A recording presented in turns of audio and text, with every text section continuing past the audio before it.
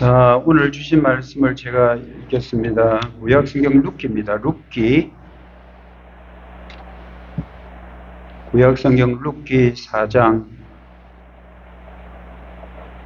11절부터 15절까지 보겠습니다. 구약성경 룻기 4장 11절에서 15절. 제가 가지고 있는 성경은 구약성경 407쪽이고요. 여러분 그 부근에 있을 겁니다.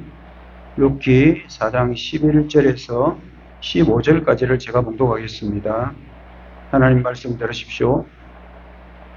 성문에 있는 모든 백성과 장로들이 이르되 우리가 증인이 되나니 여호와께서 네 집에 들어가는 여인으로 이스라엘의 집을 세운 라헬과 레아 두 사람과 같게 하시고 내가 에브라에서 유력하고 베들레헴에서 유명하게 하시기를 원하며 여호와께서 이 젊은 여자로 말미암아 네게 상속자를 주사 내 집이 다말이 유다에게 낳아준 베레스의 집과 같게 하시기를 원하노라 하니라.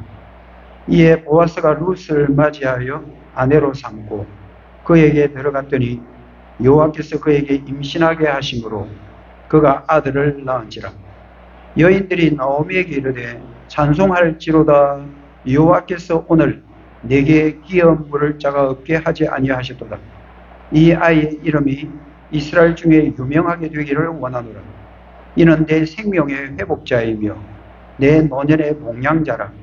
곧 너를 사랑하며 7 아들보다 귀한 네 며느리가 낳은 자로다 하니라. 아멘. 제 음성이 들립니까? 빗소리가 큽니까? 제 소리가 큽니까? 이 빗소리도 참 귀한 빗소리예요. 너무 우리 이쪽 지역가 가뭄이 오래됐잖아요. 근데 지금 단비가 내려오고 있다. 그렇게 생각하시고 빗소리도 듣고 설교도 듣고 그렇게 하는 시간 되기를 바랍니다. 자, 오늘 우리 제목이 같이 한번 읽어볼까요? 우리의 구원자, 통치자 그리스도입니다. 같이 읽겠습니다. 시작. 우리의 구원자, 통치자 그리스도. 한 번 더 할까요? 시작. 우리의 구원자, 통치자 그리스도. 자, 오늘 본문 주제를 한번 보겠습니다. 나오미 집안의 고엘이 된 보아스가 백성들로부터 축복받고 오벳이 태어남으로 나오미도 축복을 누린다입니다. 오늘 본문 주제가 이거예요. 나오미의 집안에 고엘이 된 보아스가 백성들로부터 축복받고 또 오벳이 태어남으로 나오미도 축복을 누린다가 본문 주제고요. 오늘 설교는 이렇게 하려고 합니다. 이 땅에 왕으로 오신 예수 그리스도가 인간의 소견대로 행하는 우리의 구원자가 되시고 통치자가 되신다. 이 땅에 왕으로 오신 예수 그리스도, 그분이 우리 인간의 소견대로 행하는 우리들을 구원하셔서 우리의 구원자가 되시고 구원했을 뿐만 아니라 지금도 우리를 통치하고 계신다. 이게 오늘 설교하려고 하는 주제입니다. 그때 제가 별로 기쁜 소식은 아니지만 소식 하나 들은 게 이런 소식이 있습니다. 부산의 대형 교회에, 부산의 큰 교회인데 그 교회 목사님이 이제 새로 오셔가지고 교회도 많이 부흥됐어요. 그래서 참 다 좋아했는데 갑자기 그 목사님이 나가게 됐다는 거예요. 제가 알기로는 이미 한 7, 8년 정도 된 걸로 알고 있는데 왜 나가게 됐냐 하고 물어보니까 지금 거기 있는 그 교회를 팔아서, 거기가 여러분들 저 부산에 가면 안락동이라는 데 있거든요. 그 안락 그 로타리 그 부근에 있는 교회예요. 그 교회를 팔아서 다른 데 가서 교회를 좀 크게 짓자. 크게 지으면 더 좋지 않겠냐. 교통도 불편하고 그 주변에 이제 더 이상 더 땅을 확보할 자리는 없고 교인들은 불어나고. 그런데 이제 교회에서 일부는 찬송을 하는데 일부는 반대를 하는 거예요. 그래서 막 교회가 이렇게 좀 갈등들이 생기고 어쩔 수 없이 목사님이 그 교회를 떠나게 됐다라는 그런 소식을 제가 전해 들었습니다.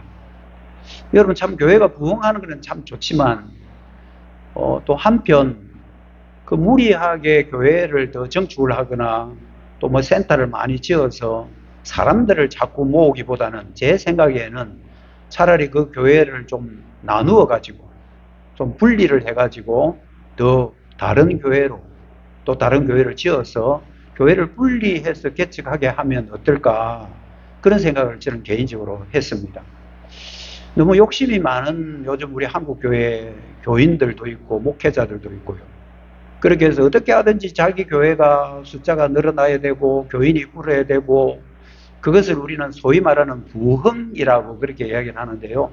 성경에 말하는 진정한 부흥은 그게 아니고, 그 교회 교인들이 10명이 있든 교인들이 20명이 있든 그 교회 성도들 한 사람 한 사람 안에 리바이벌, 그 사이에 하나님의 말씀으로 회복되어서 성도가 그리스도의 빛을 비추고 하는 것이 저는 부흥이라고 생각하거든요.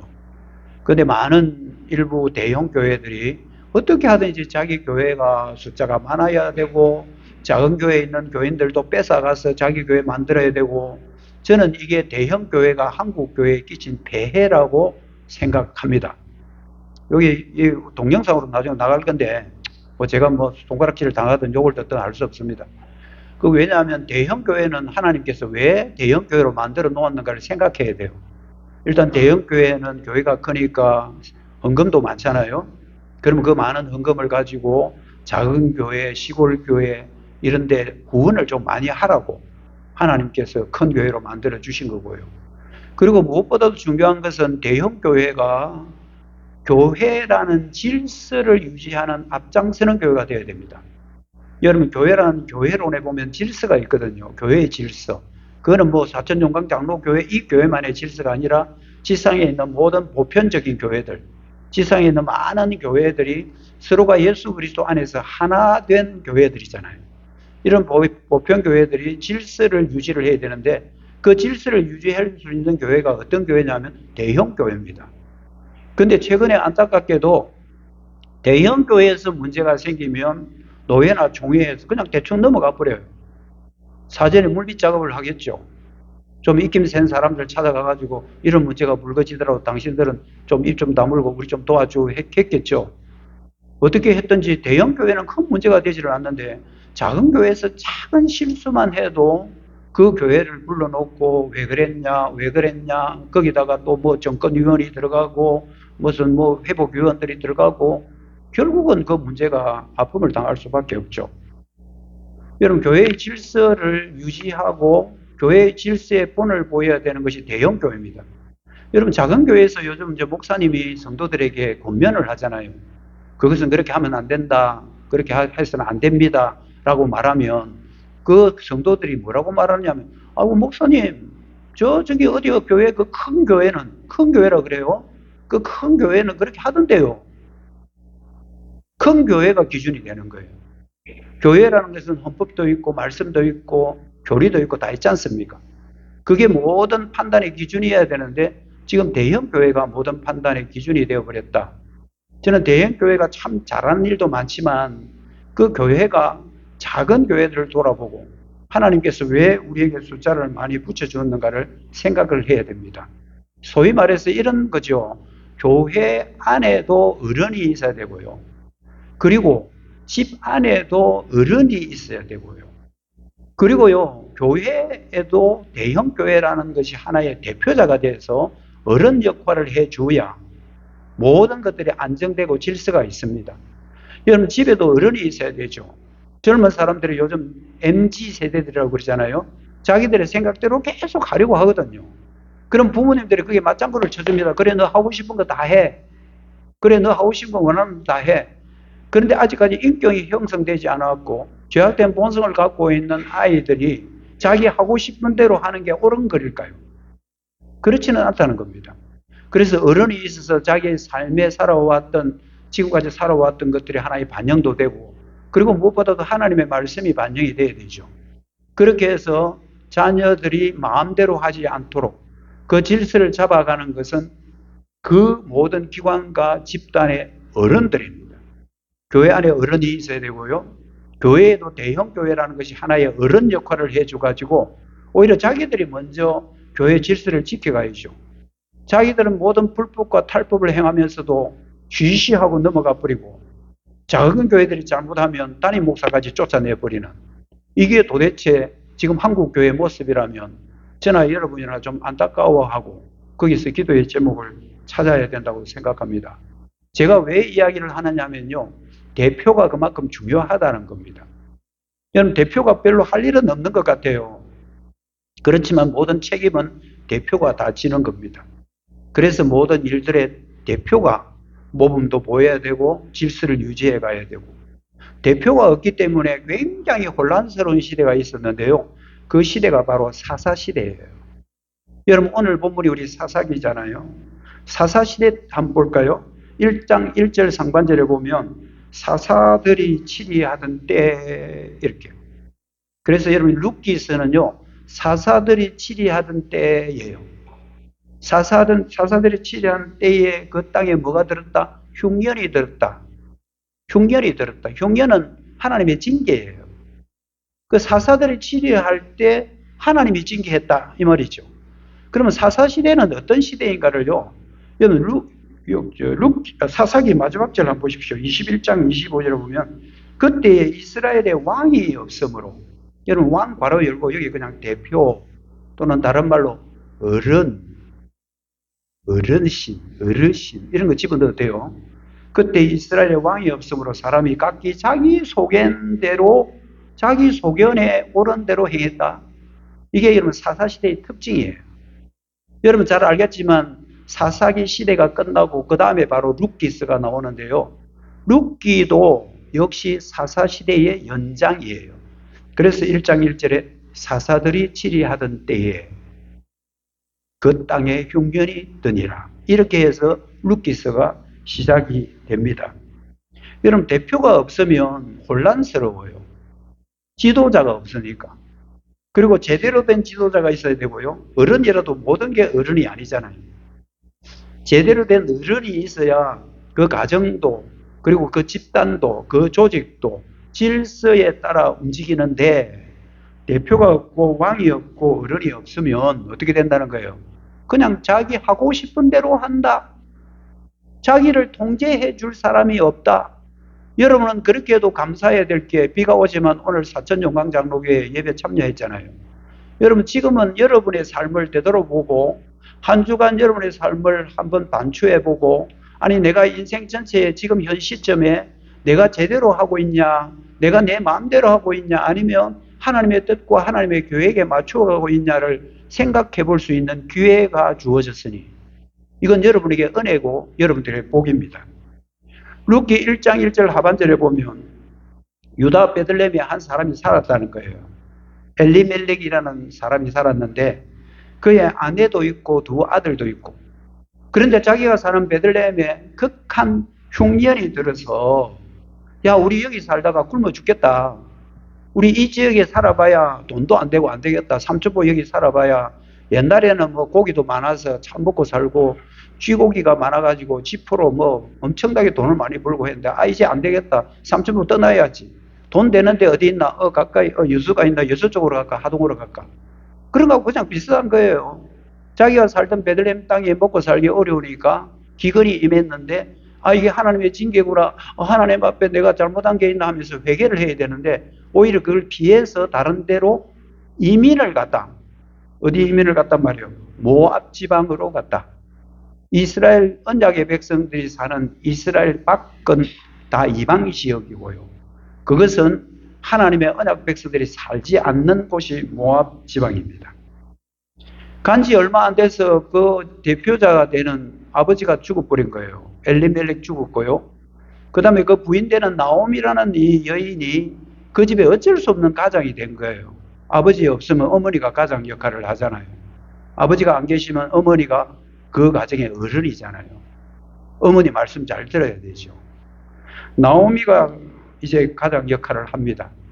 근데 거기 가서 두 아들을 이제 출가를 시켜요. 결혼을 시켰는데, 그래서 그곳에 결혼하니까 이방 여인을 며느리로 삼을 수밖에 없죠. 그렇게 해서 첫 아들과 둘째 아들이 결혼을 해가지고요. 이방 여인 두 사람을 며느리로 맞이하게 됩니다. 근데 10년이 지나도 이 두 며느리가 아기를 못 낳는 거예요. 아기를 못 낳는 거예요. 참 답답하잖아요.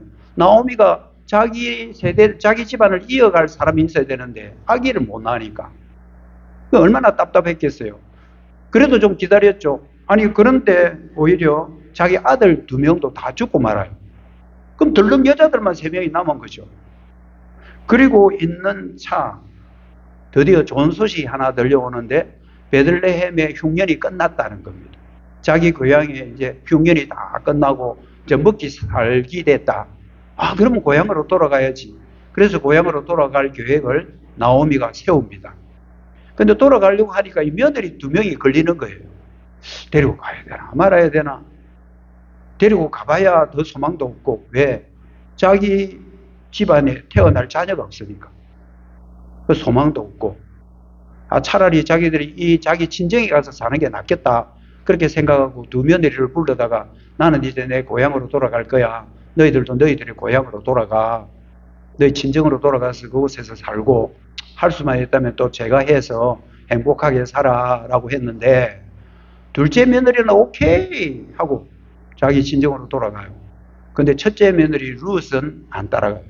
자기 고향으로 안 가고 저는 시어머니, 시모님과 함께 가겠습니다. 제가 시모님이 가는 곳이면 제가 어디든지 가겠습니다. 시모님이 섬기는 그 하나님을 나도 섬기겠습니다 하고 자기 친정으로 안 가려는 거예요. 그래서 나오미가 어쩔 수 없이 룻을 데리고 드디어 다시 베들레헴으로 자기 고향으로 돌아오게 되는 사건이에요. 여러분 이때까지만 해도 우리 눈에 보이는 것은 현실만 보이기 때문에 그 배후에 하나님의 어떤 계획이 있는가를 전혀 알지를 못합니다. 룻도 그렇고 그리고 시어머니 나오미도 그렇고 저와 여러분이 지금 그렇지 않습니까? 야, 비가 막 와요. 우리 교회는 이게 그냥 뭐 콘센트처럼 지은 교회이기 때문에 돈 없고 개척했고 그래서 지은 교회잖아요. 잘 지었으면 이런 소리 안 나겠죠. 그런데 이 교회당에 와보니까 막 빗소리가 막 들린단 말입니다. 그리고 그때는 와 이리 시끄럽노. 오늘 목사님 설교 들어야 되는데. 그러나 그 배후에도 하나님의 섭리가 있고 계획이 있는 겁니다. 제가 그 이야기를 조금 했잖아요. 우리 삼주부 너무 가뭄이 계속돼가지고 비가 많이 와야 되는데 그래서 단비라고 제가 그렇게 표현을 한 겁니다. 우리 눈에는 현실밖에 보이지 않지만 그 배후에 도사리고 있는 하나님의 섭리와 하나님의 경륜이 있다 이 말입니다. 근데 하나 질문해 볼게요. 하나님은 왜 나오미가 룻을 며느리로 받아들이고 나서 흉년이 멈춰졌을까?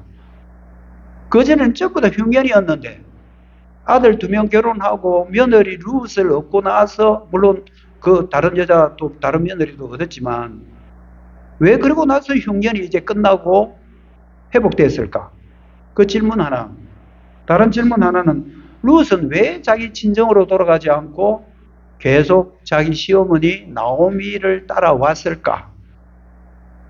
여러분 여기 질문에 대한 답은 아마 알고 있을 거예요. 왜? 이미 여러분들 루키스 내용을 다 알고 있으니까요. 그렇지만 이런 질문들은 던져봐야 됩니다. 왜 지금 비가 올까? 비가 오는데 예배에 방해되지 않을까? 왜 이렇게 시끄러울까? 여러분들이 지금 현실에 일어나고 있는 많은 문제들이 있습니다. 제가 다 알지는 못해요. 담임 목사라도. 말 안 해주면 저는 모르니까요. 말해주면 제가 그것 가지고 안타깝다고 기도는 하겠지만. 근데 여러분의 현실적인 문제가 한두 가지가 아닐 거란 말이에요. 여러분들이 질문해 보십시오. 왜 이런 일이 일어날까? 왜 이럴까? 이런 질문을 하고 그러면서 여러분들이 참 막연하지만 답을 이렇게 찾으십시오. 하나님의 계획이 있을 거야. 하나님의 무슨 섭리가 있을 거야. 막연하지만 뭔가 분명히 보이지도 않고 잡히지는 않지만 그럼에도 불구하고 하나님의 계획이 있을 거야. 이게 여러분 답이에요. 저는 몰라요. 저도 여러분과 똑같은 죄악의 본성을 갖고 있는 인간이기 때문에 저는 몰라요. 저 점쟁이가 아니거든요. 베들레헴에 이제 돌아온 나오미는 완전히 상거지가 되어서 돌아옵니다. 이 제 표현이에요. 상거지, 거지라도요. 떼빵 거지. 상거지가 되어 돌아옵니다. 나갈 때는 얼마나 멋지게 나갔습니까?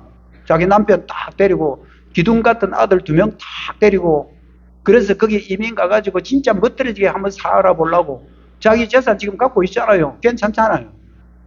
그런데 지금은 완전히 빈털터리가 되어서 자기 며느리 한 명만 데리고 다시 돌아오게 됩니다. 나오미와 함께 살았던 친구들, 나오미를 보면서 나오미가 나오미인 줄을 몰랐던 거예요. 성경에 이런 표현이 나와요. 네가 진짜 나오미 맞나? 1장 19절에 보면 네가 진짜 나오미가 맞냐? 네 몰골이 왜 그래? 너 왜 이렇게 된 거야? 너 나갈 때는 이렇지 않았잖아. 때깔 참 좋았잖아. 근데 왜 이렇게 10년 만에 이렇게 돼서 돌아왔니? 나오미가 이렇게 자기 자신을 고백합니다. 이 말씀 좀 귀담아 들으십시오. 1장 20절 21절인데요. 나오미가 그들에게 이르되 나를 나오미라 부르지 마라. 내 이름 바꿨다. 바뀐 게 아니고 그냥 이름이 바뀌었다. 내가 바꾼 게 아니고 바뀌었다. 능동이 아니고 수동이다. 나를 마라라 불러라. 이는 젖는 자가 나를 심히 괴롭게 하셨음이니라. 내가 풍족하게 나갔더니 여호와께서 내게 비어 돌아오게 하셨느니라. 여호와께서 나를 징벌하셨고 젖는 자가 나를 괴롭게 하셨거늘 너희가 어찌 나를 나오미라 부르냐? 그럼 나오미라는 것은 기쁨이라는 뜻이에요. 아주 좋은 이름이에요. 기쁘다, 기쁨 좋잖아요. 그런데 마라는 완전히 반대입니다. 괴롭다, 슬프다. 나는 기쁨으로 나갔지만 나는 지금 마라로 돌아온 사람이니까 나를 나오미라 부르지 말고 나를 마라라 불러라. 인간의 소견대로 하나님의 언약의 땅을 떠나서 더 잘 될 것 같은 곳으로 갔던 그 나오미는 오히려 산거지가 되어서 마라라는 이름을 품고 본국으로 자기 고향으로 돌아오게 된 겁니다. 여러분 우리 눈에 참 좋아 보이는 것들이 오히려 나중에 거들나는 경우들이 많죠. 그 유명한 롯이잖아요. 이름이 비슷하긴 한데 룻은 여자고 롯, 아브라함의 조카. 자기가 보기에 그 소돔과 고모라 땅이 그렇게 멋들어진 거예요. 나 그쪽 할 거야 삼촌. 삼촌은 저쪽 해. 그런데 그 땅이 여러분들 완전히 망하는 거 아시죠? 불구덩이 속에서 망합니다. 우리 눈에는 볼 때 이게 참 좋겠다. 내 생각에는 이게 소견이잖아요. 소견. 내 생각대로 이렇게 하면 좋겠다고 하는데 오히려 그것이 얼마나 나에게 혹독한 고통을 주는지 그 고통조차도 끝은 아니지만 그 배후에도 하나님의 경륜이 있지만 그것이 얼마나 나에게는 순간적인 고통인지 그것을 절실하게 깨닫고 드디어 나오미는 고향으로 돌아온 겁니다. 여러분 성도가 인간의 소견대로 하면요 남는 것은 고통밖에 없어요. 사실은 여러분들이 이게 좋겠다고 선택한 것이 오히려 나중에는 그게 여러분들에게 고통이 되고 여러분의 발목을 잡는다는 거. 판단할 때 항상 이렇게 하십시오. 하나님이 어떻게 하면 기뻐하실까? 하나님 이게 더 기뻐하신 뜻일까? 그때는 여러분 희생을 치르더라도 자기 것을 잘라내더라도 오히려 그것을 선택하는 게 나중에는 여러분에게 유익하게 되지만 지금 여러분의 생각의 소견대로 옳다고 행하는 것은 그것은 오히려 아마 고통으로 남아있을 수 있다 입니다. 지금까지 우리는 룻기의 서론 부분을 쭉 살피면서 인간의 소견대로 행하는 것이 한 가정을 어떻게 몰락해 가는가를 지금까지 봐왔습니다. 그렇지만 이것으로 끝난다면 아마 성경은 우리에게 소망이 없겠죠. 그렇지만 여러분 아십니까? 1장 뒤에는 2장이 있다는 사실. 여러분 압니까? 1 뒤에는 2가 있어요. 1장 뒤에는 2장이 딱 나오는데 2장에 드디어 새로운 한 인물이 등장합니다. 우리가 큰 드라마를 본다면 새로운 한 인물이 딱 하고 등장합니다. 그 사람이 나오미 집안을 구원할 구원자로 등장합니다. 2장 1절 보시죠. 나오미의 남편 엘리멜렉 죽은 사람이에요. 고 엘리멜렉이에요. 고 죽었다 할 때 나오미의 남편 고 엘리멜렉의 친족으로 유력한 자가 있으니 그의 이름은 보아스더라. 이건 보아스라는 이름 기억해놔야 됩니다. 이제 나오미가 중심 인물이 되었다가 이제 드라마 제2편으로 넘어가면서 보아스라는 중심 인물로 이렇게 체인지되고 있는 순간입니다. 성경은 보아스를 나오미의 친족이라고 소개하지만 유력한 자라고 소개해요. 여러분, 유력하다는 게 뭐냐면 부자다 이 뜻이에요. 돈이 많다 이 뜻이에요. 근데 돈만 많은 것은 아니에요. 인격도 있고 돈도 많고, 그래서 입김이 있는 사람. 그 베들레헴은 여러분들 참 작은 동네예요. 금방 소문나는 동네예요. 여러분, 베들레헴 지금도 가봐도 그렇게 큰 도시는 아니에요. 그 촌락에 베들레헴에 나오미가 돌아왔고, 그 집안을 꾹 살펴보니까 그 집안에 보아스라는 사람이 있더라는 거야. 근데 그 보아스라는 사람은요, 인격도 좋지만 유력한 자인 거예요. 돈도 많고 입김도 세고, 그 동네에도 어른들이 있거든요. 여기는 이제 장로들이라고 그러는데, 자켄 장로들도 있고, 그 사람들 가운데 보아스는 유력한 자다.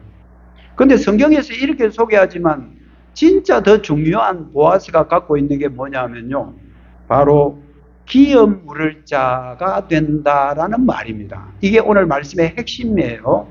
룻기 2장 20절 봐요. 나오미가 그에게 이르되 그 사람은 우리에 가까운 우리의 기업을 물을 자다. 고엘이라고 해요. 기업 물을 자, 우리나라 말이고요. 이것을 그 단어 히브리어 그대로 하면 고엘. 근데 고엘은 명사예요. 동사가 뭐냐면 가알이에요. 가알. 가알이라는 동사가 명사화되면 고엘이 돼요. 그럼 가을은 뭐냐? 구원하다, 속량하다, 또는 돕다라는 아주 좋은 단어예요. 그게 이제 변형돼서 고엘이 되는데, 고엘은 기업 물을 자이고요. 고엘이라고 하는 것은 자기 집안에, 대가 끊긴 집안에 이 사람이 그 집안을 다시 회복시켜주는 구원자로 등장하게 됩니다. 나오미가 이 사실을 알고 자기 며느리 룻에게 이런 말을 합니다. 사실 내가 보니까 우리 집안에 보아스라는 유력한 사람이 한 사람이 있어. 네가 그 사람하고 결혼하면 딱 좋겠다. 결혼해서 그게 대가 이어지면 우리 집안이 다시 살아나잖아. 그 말을 그대로 순종하는 룻은 보아스를 찾아갑니다. 이제 3장으로 넘어가면 룻기 3장 9절에 보면 네가 누구냐 하니 대답하되 나는 당신의 여종 룻이오니 당신의 옷자락을 펴 당신의 여종을 덮으소서. 굉장히 은유적인 표현이에요. 이는 당신이 기업 물을 자가 됨이니이다. 여러분, 옷자락을 덮는다라는 것은 내가 당신의 아내가 되겠습니다. 아내가 되겠습니다. 우리 집안 살려주십시오 라는 그런 표현이에요. 당신이 우리 고엘이 돼 주십시오.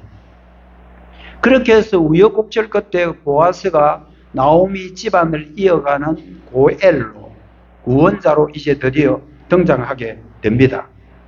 자, 이쯤 되면 아까 제가 던졌던 두 가지 질문에 대한 답을 찾으셔야 돼요. 왜 며느리를 맞이하고 나서 흉년이 끝났는가?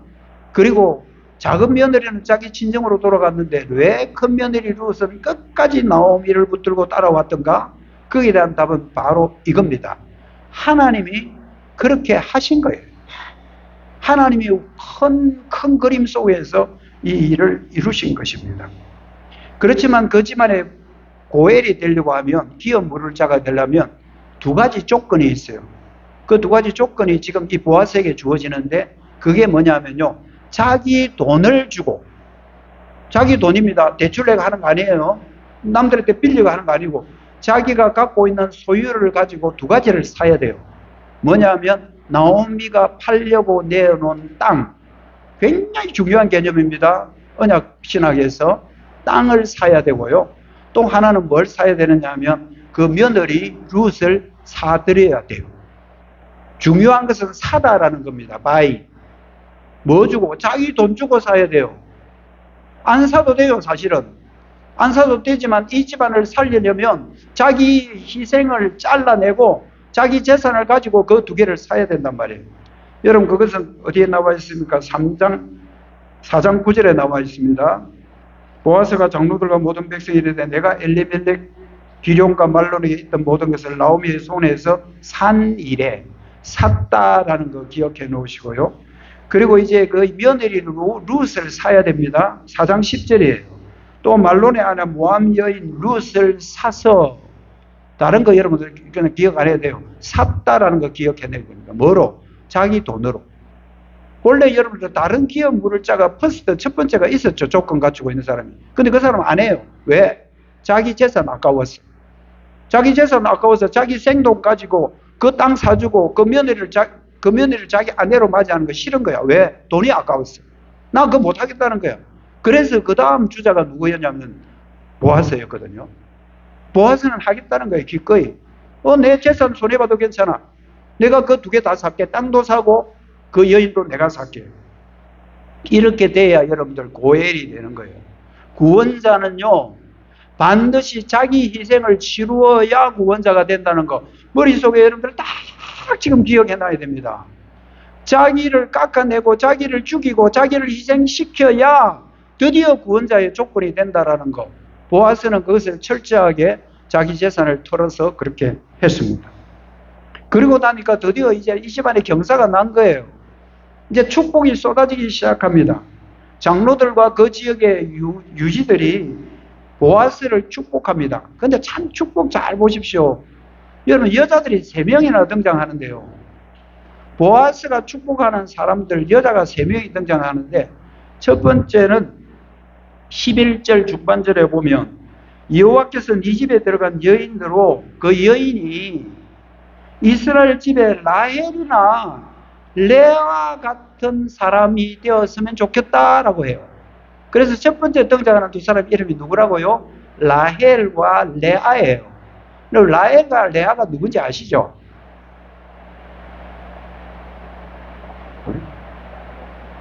라헬과 레아가 누군가? 야곱의 아내들이잖아요.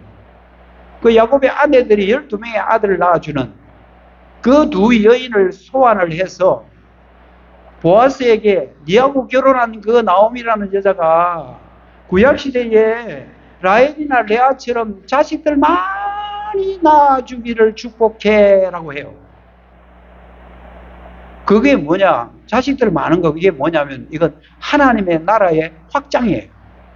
하나님의 나라가 크게 확장되는 거예요. 자식들 많은 것은 하나님의 나라 확장이에요. 여러분들 우리 결혼하면 여러분들 자식들 많이 낳으세요. 그 뭐 저절로 전도하는 거예요. 그게 그냥 저절로 전도하는 거예요. 두 번째 또 한 여자를 소환을 해요. 다말이에요. 근데 다말 이 사람은요, 유다라는 사람의 며느리인데 이 다말이 자기 시아버지를 속여가지고요, 소위 말하는 근친상간을 해요. 그렇게 해서 자식이 태어나요. 이런 사람들 좀 안 나오면 좋겠어, 성경에. 근데 나와. 12절 보십시오. 여호와께서 이 젊은 여자로 말미암아 네게 상속자를 주사 네 집에 다말이 유다에게서 낳아준 베레스 집과 가기를 원한다. 이건 일종의 욕 같은 거 비슷해요. 시아버지하고 며느리하고 관계를 가져가지고 그 밑에 자녀가 태어났는데 그 자녀 같은 자녀가 태어나면 좋겠다는 거예요. 여러분 이게 이해가 됩니까? 이게 축복이에요. 근데 놀라운 거예요. 우리 생각하고 너무 다른 거예요. 비가 새네. 은혜의 땀비가 요리 톡톡톡 떨어지고 있어 지금. 여러분 다말이라는 여자처럼 되기를 원한다. 이게 여러분 가능한 일입니까? 근데 놀라요. 이게 뭐냐 하면요, 베레스를 통해서 유다 집안이 다윗 집안이거든요. 유다 집안을 통해서 나중에 왕이 태어날 것을 이미 여기서 경고하고 있는 겁니다. 그리고 나서 마지막에 보아스를 뭐라고 또 축복하냐면 11절에 보면 네가 에브라에서 유력하고 베들레헴에서 유명하게 되기를 원한다. 이건 그냥 우리가 생각하는 이 유명한 사람 돼 이 말이 아니고요. 네 이름이 하나님의 나라가 번창될 때 계속 기억되기를 바란다. 사천용강 장로교회가 하나님의 구속의 역사 속에 계속 가는데 그 이름이 하나님의 나라에 기억되기를 바란다라는 것과 똑같은 축복이에요. 저는 이 자리에 있는 저와 여러분이 우리 사천용강 장로교회를 통해서 하나님이 이루시고는 구속의 역사에 유명한 사람 되기를 주님의 이름으로 축복합니다. 여러분들이 유명한 사람 되어야 돼요. 세상에서 유명한 것이 아니고 하나님의 나라에 여러분의 이름들이 나를 통해서 하나님의 나라가 확장됐다. 보아스의 이름이 오랫동안 기억되기를 바란다. 13절에 보면 이에 보아스가 룻을 맞이하여 아내를 삼고 그에게 들어갔더니 여호와께서 그에게 임신하여 오벳을 낳게 하였더라. 10년 동안 불임 여성이었던 그 룻이 드디어 태의 문이 열려가지고 자녀를 낳기 시작한 거예요. 한 명 태어났지만 낳기 시작한 겁니다. 이제 여인들이 여호와와 나오미를 축복하는 장면 잠깐 볼게요. 14절입니다. 여인들이 나오미에게 이르되 여호와를 찬송할지로다. 여호와께서 오늘 내게 기업 물을 자 고해를 얻게 하지 아니하였다. 이 아이의 이름이 이스라엘 중에 유명하게 되기를 원하노라. 상거지로 돌아온 나오미, 사람들로부터 그렇게 손가락질을 당하는 나오미, 니 나갈 때는 진짜 멋지게 나가더니만 니 완전 거지가 되어 나왔네라는, 들어왔네, 이런 소리를 듣던 사람들이 오히려 이제 그 보아스가 기업 물을 자가 됨으로 나오미가 축복받는 사람으로 바뀌는 것, 이제 다시 기쁨으로 돌아오는 것이 너무 놀라운 장면이에요. 15절입니다. 이는 내 생명의 회복자다. 내 노년의 복량자다. 너를 사랑하며 7 아들보다 귀한 네 며느리가 낳은 자로다. 오벳에 태어났을 때 시어머니가 이렇게 사람들로부터 축복을 받습니다. 사람 한 명 태어나면 여러분 많이 축복해 주십시오. 여러분 그 아이가 앞으로 얼마나 하나님의 나라에 귀하게 사용될지 모릅니다. 귀한 생명 한 생명 주신 것, 지금은 눈에 보이는 한 생명밖에 안 되지만 이 생명이 여러 수천 명의 생명을 낳는다면 우리는 그 아이의 태어남을 항상 축복해야 되고요. 주변 사람들도 축복을 받아 마땅합니다.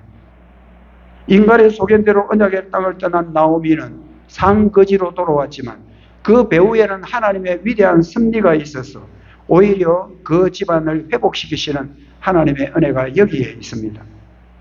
이런 모든 축복들이 누구를 통해 이루어지느냐 하면 한 명의 아들 오벳, 그 아이가 태어남으로 보아스와 루 사이에 결혼하고 그 아이 오벳이라는 아이가 태어남으로써 그 집안이 완전히 회복되는 놀라운 은혜가 이제 있게 되는 겁니다. 여러분 이미 알다시피 그 오벳 집안에 누가 나오는지 한번 볼까요? 룻기 4장 22절입니다. 오벳은 이새를 낳고 이새는 다윗 왕을 낳았더라. 이게 굉장히 중요합니다. 누가 태어났다고요? 드디어 다윗 왕이 태어날 거야. 왕이 없어서 인간의 소견대로 행했던 그 이스라엘 땅에 이제 드디어 왕이 태어났대. 이제 왕이 나왔대. 지도자가 왔대. 대표자가 왔대. 흐트러져가는 그 나라의 질서들이 드디어 이 왕을 통해서 회복될 거라는 예언이 이미 룻기스를 마무리하면서 우리에게 던져주는 메시지입니다. 여러분 제가 한번 물어볼게요. 이 룻기스의 마지막에 나오는 이 족보가요, 신약 성경에 딱 하니 나와요. 그게 여러분 어딘지 아십니까? 아는 분? 마태복음에 나오죠. 마태복음 1장 5절 6절 한번 보십시오. 살몬은 라합에게서 보아스를 낳고 보아스는 룻에게서 오벳을 낳고 오벳은 이새를 낳고 이새는 다윗 왕을 낳으니라. 여러분 앞에 이름은 왕자가 없어요. 근데 다윗에게만 왕자 하나 딱 붙어 나왔습니다. 다윗 왕이 나니라. 이거는 막 속된 표현으로 대박이에요. 대박. 이거 여러분들 룻기 4장 22절과 똑같아요. 오벳은 이새를 낳고 이새는 다윗 왕을 낳았더라.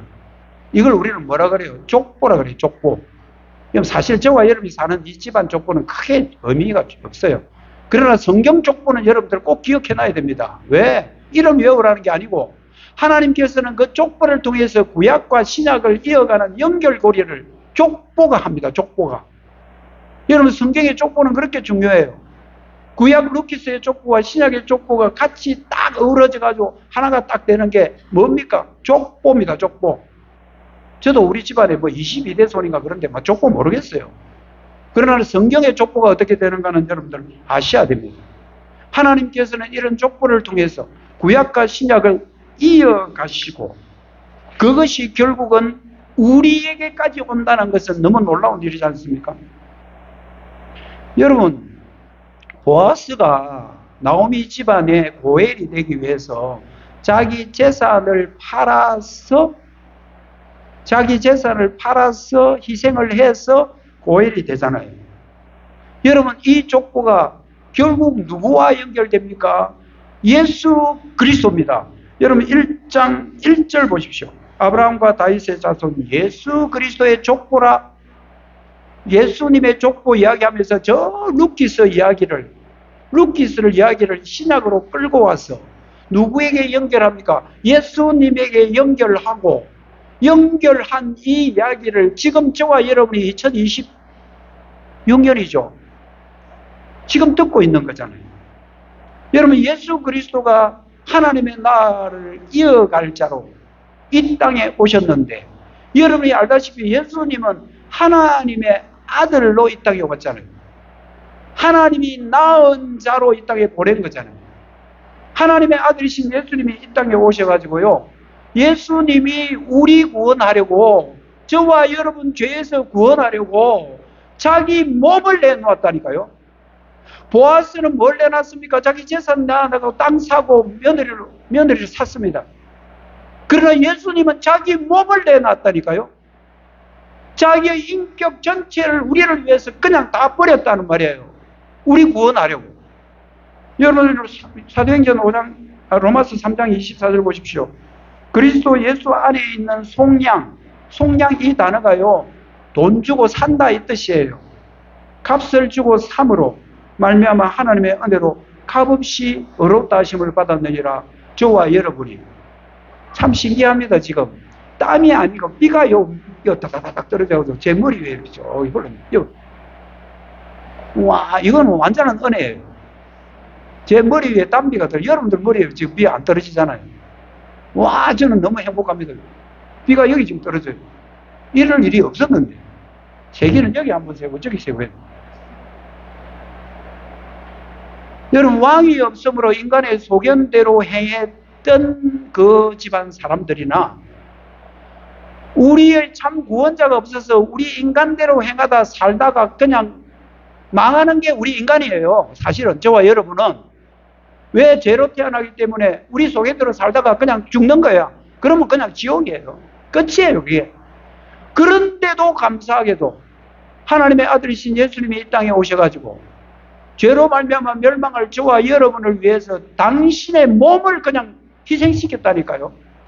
우리 죄 없애라고 당신의 몸을 대신 드리고 하나님의 진노를 전부 다 아들이 받으심으로 저와 여러분이 받아야 될 진노를 아들이 받고 저와 여러분은 뭐했다? 구원하신 분, 이분이 예수님이십니다. 여러분 예수님만이 우리의 구원자시고요. 예수님 외에는 여러분 사실 소망 없어요. 세상에 뭐 찾아간다고 그게 되는 게 아니에요. 예수님 먼저 딱 붙으시고 그 예수님이 나의 지금 통치자가 되어야 됩니다. 여러분 마음대로 살지 마시고 저도 제 마음대로 살지 안 되고 우리의 통치자 되신 예수님의 인도 속에 살아가야 그게 여러분 참된 평강이고 그것이 우리에게는 최고의 행복이라는 것을 기억하십시오. 이제 말씀을 맺습니다. 죄송합니다. 이거 좀 덮어야 되겠습니다. 이 비가 자꾸 떨어졌어요. 여러분, 우리 죄인들은 인간의 소견대로 행할 수밖에 없는 구조예요.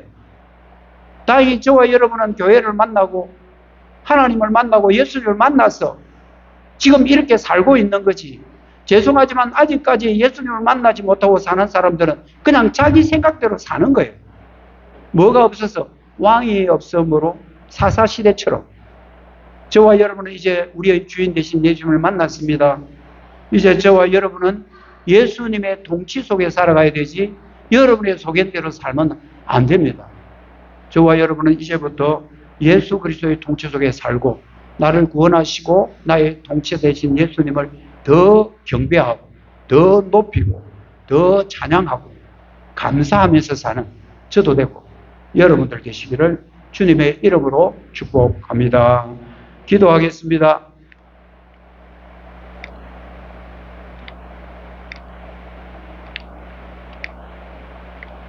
하나님 감사합니다. 가뭄이 계속되던데 땀비를 내려주시고 우리 교회 천장에 빗소리가 들리지만 그 빗소리가 마치 하나님이 주시는 은혜의 소리로 들리고 하나님의 말씀을 현장에서 듣게 되므로 내가 어떻게 구원받았는지 나의 구원자가 예수라는 것이 무슨 의미인지 우리는 루키스를 통해서 깨닫게 해주심을 진심으로 감사드립니다. 하나님, 이제 나의 통치자는 예수 그리스도시지 내가 아니고 나의 소견대로 사는 것이 아니라 예수 그리스도의 통치 가운데 살아가기로 결단합니다. 주님을 더욱더 찬양하고 경배하는 우리들 되게 하여 주시옵소서. 무엇보다도 더 감사하며 살아가는 언약의 백성들 되게 하여 주시옵소서. 예수님의 이름으로 기도드립니다. 아멘.